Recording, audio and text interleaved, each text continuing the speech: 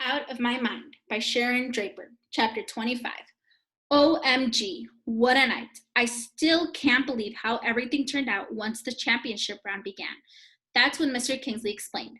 The questions this time will be a bit more difficult. Scoring, however, will be the same. The team with the best score out of 100 possible points will be our champion. He picked up the cards that contained the quiz questions and smiled. Here is question number 1. What is diplopia? A. Double vision. B. Left-handedness. C. A disease of the gums. D. A form of cancer. Oh boy, he wasn't kidding. This was going to be a killer round. I was sure the answer was A, though. Kind of. When the answer was revealed, double vision was correct. Ooh. Rose, Connor, and I got it right. Claire missed it. Everyone in the Perry Valley team answered it correctly. The score was 3-4. Number 2, Mr. Kingsley said. Who is the composer of Rhapsody in Blue? A. Mozart. B. Gershwin. C. Copland. D. Beethoven. Bing, bing, bing, bing. Thanks to my parents and Mrs. V, that was a little easier. I pushed the button for B. One person on the Perry Valley team got it wrong, and Claire messed up as well. That made the score 6-7, with Perry Valley ahead. Everybody could feel the tension. The next 20 questions covered things like lions in the jungle, gravity in space, authors of famous books, and math. Some of those I even got right. Bing, bing, bing, bing. Even though Connor aced a hard spelling problem and Claire came through on a difficult history question, Perry Valley kept staying 1 or 2 points ahead of us. It was getting near the end of the round. Perry Valley had surged ahead on a math question and was up by 3 points. It looked pretty grim for us, with a score of 78-81. I glanced at Connor. Sweat dripped from his nose. Then Mr. Kingsley asked, the condition in which a person may be able to hear colors or visualize flavors when music is played is called A. Synthesis. B. Symbiosis. C. Synesthesia. D. Symbolism. I grinned and punched in C. Not only was it one of Mrs. V's vocabulary words, it was me. I breathed a sigh of relief when I realized that Connor and Claire and Rose had also chosen the right answer. When the results were tallied, only one of the Perry Valley kids had gotten it right. The score stood 82-82. It was time for the very last question. This one would determine the group that would go to Washington. I glanced at Rose and then the others. I think we all gulped at the same time. Our last question of the evening, Mr. Kingsley began, is a mathematics problem. I groaned inside. There goes our trip to Washington. I may as well go back to room H5 and hide there for the next 1,000 years. Number 25, Mr. Kingsley said slowly. Lisa gets up every morning and gets ready for school.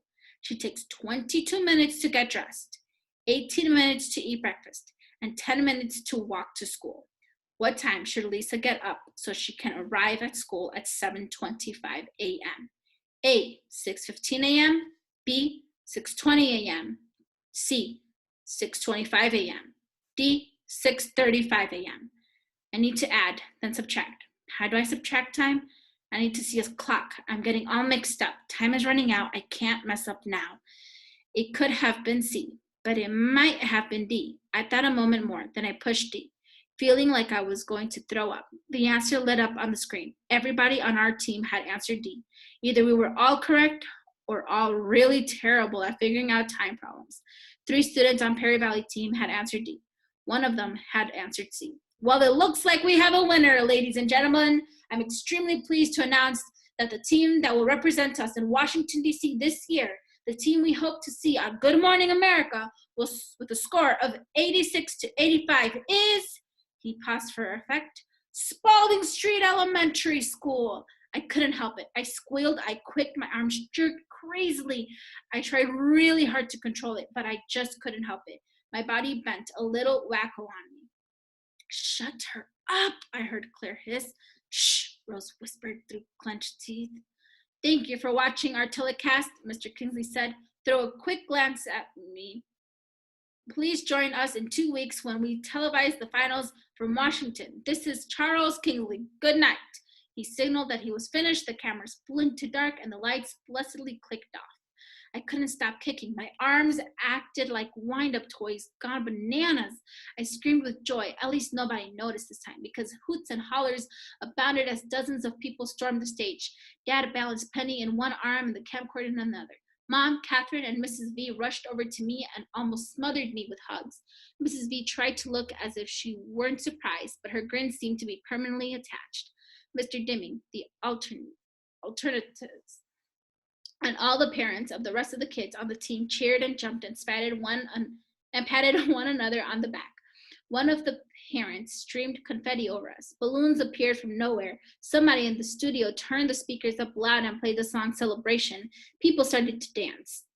It seemed as if a million pictures were taken. Amazingly, lots were being taken of me. I did my best to calm down and relax. Smile, Melody, called a guy with a baseball cap. Click, flash. Can somebody sit her up a little straighter in her chair? Click, flash. Get a picture of the kid in the wheelchair. I think that guy was a reporter. Click, flash. Where's the winning team? Another reporter asked loudly. We want a team picture for the newspaper. Why don't you kids stand around Melody? Okay, now smile. Click, flash. I could barely see. Blue dots danced in front of my eyes. We want the winning team for a TV interview, someone else called out. Can we have them over here? People were shuffled around, and a stagehand helped set us up. Connor, Rose, and Claire sat in chairs next to me. Amanda, Molly, Alina, and Rodney stood behind us. Mr. Dimming stood next to Rodney.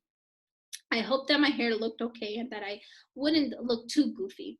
The reporter silenced the crowd as the cameraman lined up and got into position. Good evening. This is Elizabeth Ochoa of Channel 6 News.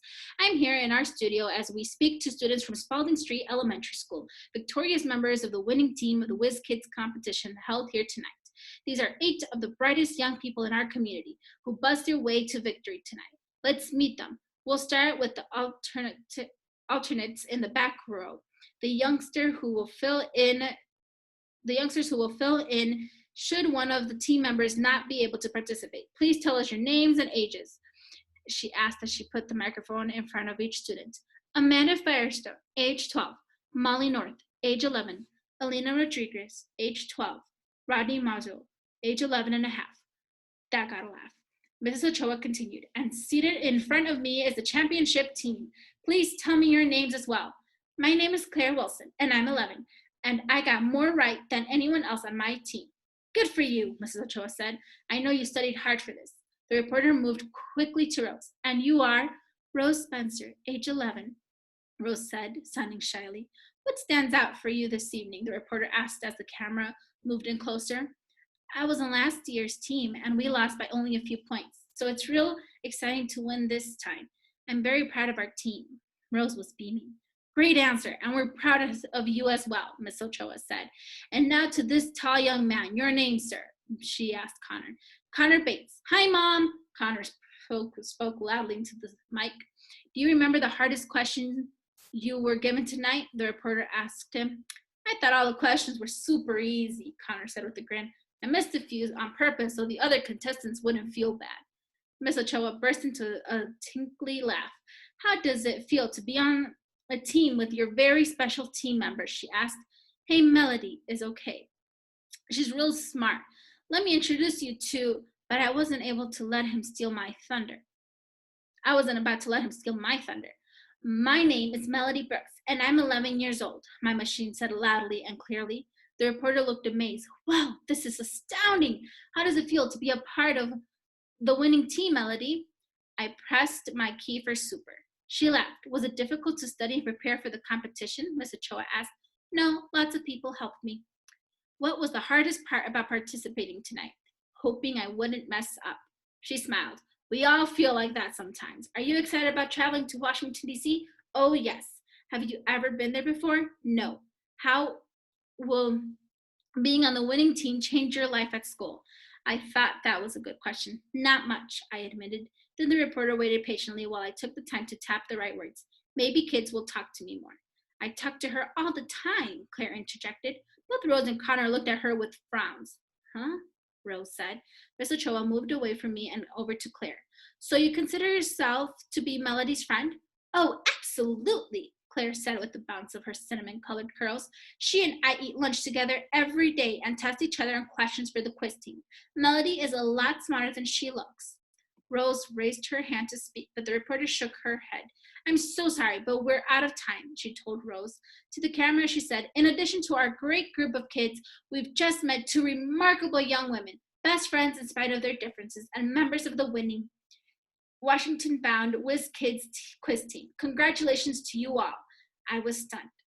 Claire?